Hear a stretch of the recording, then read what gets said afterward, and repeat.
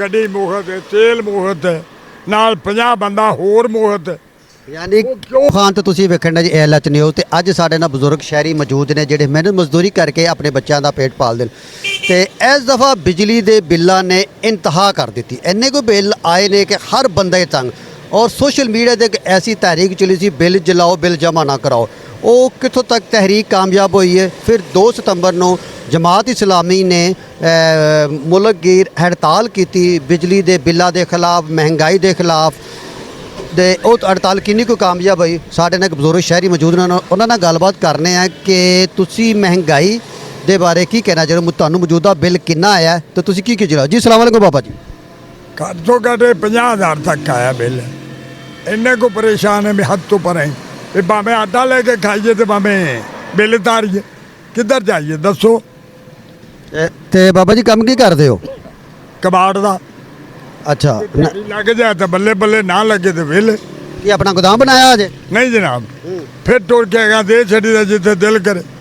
कि साइकिल सुकल बनाए साइकिल ते के मोटरसाइकिल ते रक्शे ते साइकिल ते अच्छा साइकिल ते गलियां बाजारां च लैके तुसी ओ गत्ता गुत्ता इकट्ठा करके तके दुकान ते भेज दिओ।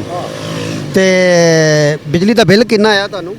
50,000 की एसी उसी लाए इहदे घर ना पक्खे चलते ने सिर्फ 2-3। ਤੇ ਉਹ ਸੋਸ਼ਲ ਮੀਡੀਆ ਤੇ ਬਿੱਲ ਆਉਣ ਤੋਂ ਪਹਿਲੇ ਬੜੀ ਇੱਕ ਤਹਿਰੀਕ ਚੱਲਦੀ ਸੀ ਪਈ ਕਿ ਬਿੱਲ ਜਲਾਓ ਬਿੱਲ ਜਮਾ ਨਾ ਕਰਾਓ। ਤੁਸੀਂ ਬਿੱਲ ਜਲਾਇਆ ਹੈ ਜਾਂ ਜਮਾ ਕਰਾਇਆ। जमा कराया ਜਲਾਇਆ ਨਹੀਂ ना ਬਿੱਲ ਜਲਾਉਣ ਦਾ कोई फायदा नहीं होना। ਉਹ ਸਿਰਫ ਡਰਾਮਾਬਾਜ਼ੀ। वो ड्रामाबाजी वड्डा ਨਹੀਂ ਉਹ ਬੜਾ ਸੋਸ਼ਲ ਮੀਡੀਆ ਤੇ ਇੱਕ ਜ਼ੋਰ ਪਾਇਆ ਜਾਂਦਾ ਕਿ ਜਨਾਬ ਤੁਸੀਂ ਬਿੱਲ ਜਲਾਓ ਜਿਹੜਾ ਮੀਟਰ ਕੱਟਣ ਆਵੇ ਉਹਦਾ ਸਿਰ ਪਾੜ ਦਿਓ।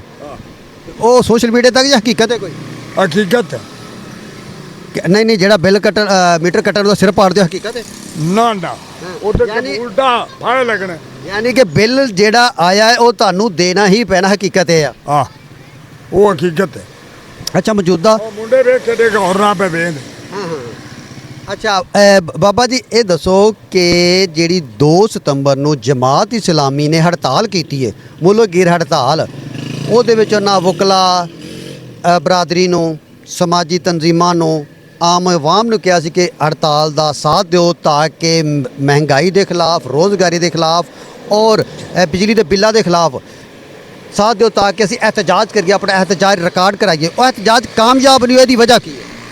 उनकी वजह को निकले ही कोई भी को नहीं तो कामयाब कितों नहीं। ਆਵਾਮ ਕਿਉਂ ਨਹੀਂ ਨਿਕਲੀ। ਆਵਾਮ ਨੂੰ ਨਿਕਲਣਾ ਚਾਹੀਦਾ ਸੀ। बिहार का भुखा मर जो मरदा है वो मेहनत मजदूरी करेगा कि उदे भजेगा। नहीं नहीं अगर जेड़ा अगर इन्ना ज़्यादा बिल आ गया है तो चाहिए ਸੀ ਨਾ एहतजाज ਤੇ रिकॉर्ड करांदे। हाँ उस वजह है ना भी हर बंदा परेशान होना बैठा।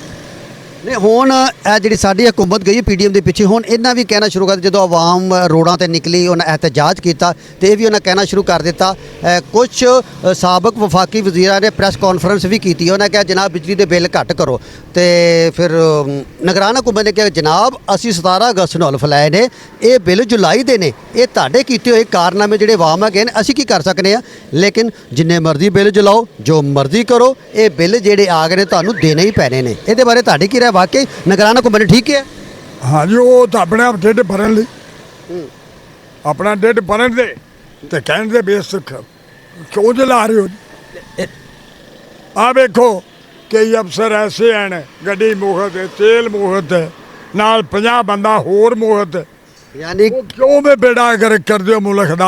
यानी कि असल आवाम हुकूमत दा आवाम दा असल बेड़ा करके इन्हां लोकां ने कीता है कि पेट्रोल फ्री गड्डियां फ्री तो सारा खर्चा तो आवाम दे रही है ना। वो पब्लिक च पै रहा पब्लिक ते पै रहा। अगर बंदे दा खून पी रहे ने अगर यह बंद कर दिता जाए तो आवाम नूं बिजली दे विच सहूलतां ते महंगाई दी कमी हो सकती है। हाँ जी बिल्कुल आंदी ये बिल्कुल आंदी है।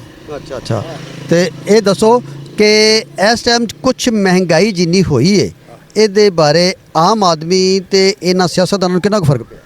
कोई फर्क नहीं इन्होंने पिया। आम आदमी अगले दिन की गल एक स्टोर से खड़ा 5-6 बोतल उन्हें लिया नाल जनाब 4 दर्जन अंडे लै। अंडा किने दा 28 रुपए का एक अंडा। उन्हें को पैसे हैं तो उन्हें तो ले लिया। मैं तो उन्हें मूल पे बेदा बिना समान है कि मिलन। हाँ वो असी की करा दे जिदे कोलों उन्हें लै लिया नहीं तो बाकी वो मूल वेखेगा जिहड़ा लै रहा सौदा लै रहा। ਤੇ ਉਹਨੂੰ ਮਹਿੰਗਾਈ ਨਾਲ ਕੋਈ ਯਾਨੀ ਕਿ ਅਮੀਰ ਆਦਮੀ ਨੂੰ ਮਹਿੰਗਾਈ ਨਾਲ ਕੋਈ ਫਰਕ ਨਹੀਂ ਪਿਆ। ਉਹਨੂੰ ਕੋਈ ਫਰਕ ਨਹੀਂ ਪਿਆ। ਫਰਕ ਪਿਆ ਤੇ ਗਰੀਬ ਆਦਮੀ ਨੂੰ। ਮਹਿੰਗਾਈ ਵੱਧਦੀ ਜਾ ਰਹੀ, ਮਜ਼ਦੂਰੀ ਤੇ ਨਹੀਂ ਵੱਧ ਰਹੀ। ਨਾ ਤੁਸੀਂ ਕੀ ਆਪਣੀ ਇਹ ਮੌਜੂਦਾ ਨਿਗਰਾਨ ਹਕੂਮਤ ਨੂੰ ਕੁਝ ਕਹਿਣਾ ਚਾਹੋਗੇ? ਕੀ ਕਹੀਏ, ਉਹਨਾਂ ਸੁਣਨੀ ਕੋ ਨਹੀਂ, ਤਾਂ ਕਹੀਏ ਕੀ, ਸਿਰ ਰੱਖਦੇ ਨਾ। ਨਹੀਂ ਨਾ ਕੁਛ ਤੇ ਉਹਨਾਂ ਨੂੰ ਕਹੋ ਨਾ ਕੋਈ ਮੈਸੇਜ ਜਿਹੜਾ ਤੁਹਾਡੇ ਦਿਲ ਦੀ ਆਵਾਜ਼ ਹੈ। ਜਿਸ ਤਰ੍ਹਾਂ ਤੁਸੀਂ ਕਿਹਾ ਹੈ ਕਿ ਅਗਰ ਸਰਕਾਰੀ ਪੈਟਰੋਲ ਬੰਦ ਕਰ ਦਿੱਤਾ ਜਾਵੇ, ਸਰਕਾਰੀ ਬਿਜਲੀ ਬੰਦ ਕਰ ਦਿੱਤੀ ਜਾਵੇ, ਇਹਦਾ ਆਮ ਆਦਮੀ ਨੂੰ ਫਾਇਦਾ ਪਹੁੰਚੇਗਾ। ਇਸੇ ਤਰ੍ਹਾਂ ਤੁਸੀਂ ਕੀ ਮੈਸੇਜ ਦੇਣਾ ਚਾਹੋਗੇ? ਅਸੀਂ ਇਹ ਕਹਿੰਦੇ ਆ ਵੀ ਅੱਲਾਹ ਤਾਲਾ ਇਹਨਾਂ ਨੂੰ ਹਦਾਇਤ ਚ ਦੇਵੇ ਤੇ ਨੇਕੀ ਦੀ ਤੌਫੀਕ ਹੀ ਦੇਵੇ ਵੀ ਇਹ ਜਿਹੜੇ ਜੱਜ ਜਰਾ ਵਗੈਰਾ ਨੇ ਮੁਖੋ ਧਰਸ਼ੇ ਬਾੜ ਰਹੇ ਨੇ, ਉਹਨਾਂ ਨੂੰ ਲਾਓ ਟੈਕਸ ਜਾਂ ਜੋ ਮਰਜ਼ੀ ਕਰੋ, ਉਹ ਤਾਂ ਟੈਕਸ ਦੇ ਕੇ ਨਹੀਂ ਰਾਜੀ ਵੱਡੇ ਵੱਡੇ, ਉਹ ਗਰੀਬਾਂ ਦੇ ਅਸਰ ਪੈ ਰਿਹਾ।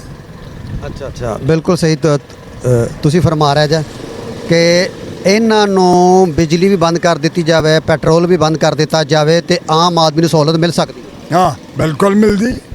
ਜੀ ਨਾਜ਼ਰੀਨ, ਬਾਬਾ ਜੀ ਨੇ ਬਹੁਤ ਹੀ ਅੱਛੀ ਗੱਲ ਕੀਤੀ। ਹਾਂਜੀ ਤੁਸੀਂ